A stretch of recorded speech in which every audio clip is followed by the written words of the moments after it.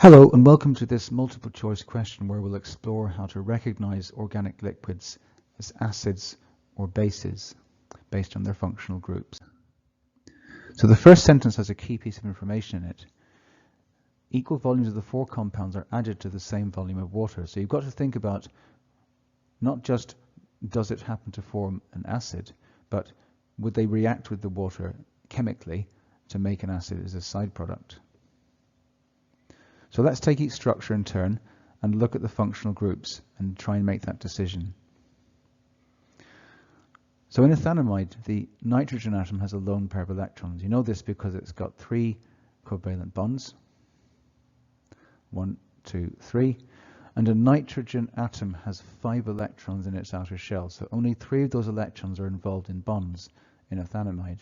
So the remaining 2 must be a lone pair. And lone pairs tend to be good at accepting protons rather than donating them. So it's more likely that that nitrogen will accept another proton instead of giving one of the ones it's got away. So I don't think it's going to be that answer. It'll be a base instead. Let's look at B. Now B is obviously ethanoic acid, so clearly it's acidic.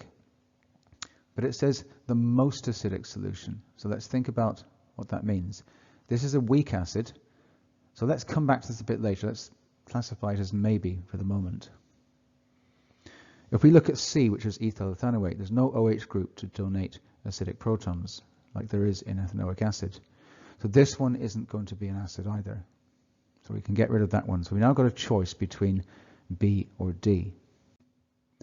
So if we take D, which is ethanoyl chloride, and we react it with water, it produces ethanoic acid plus also it makes HCl.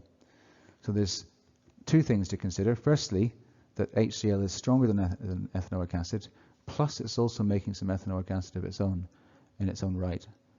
So definitely I think this one is going to be the option to go for because it's the most acidic solution. Okay, thanks for listening. Until next time, see you soon.